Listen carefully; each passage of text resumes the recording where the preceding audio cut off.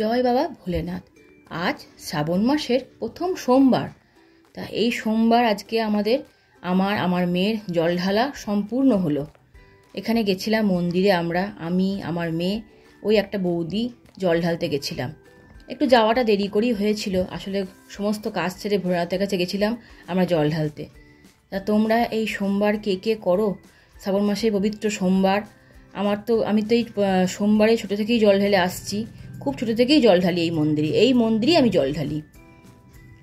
আজ এত বছর হয়ে গেল, তবুও ভোলেনাথকে আঁকড়ে ধরেই বেঁচে আছি।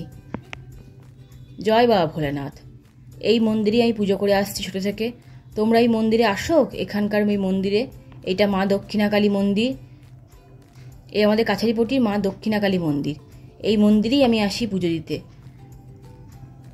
এখানে মায়ের পায়ে ফুল দিয়ে দিলাম, পুজো করলাম। আগে ভোলেনাথকে জল ঢেলে এলাম, তারপরে মাকে ভোলেনাথকে ফুল দিয়ে পুজো করলাম, প্রণাম করলাম। এই সোমবার তোমরা কে কে করো? এই ভোলেনাথের সোমবারটা আমি কিন্তু ছোটো থেকে করে আসছি।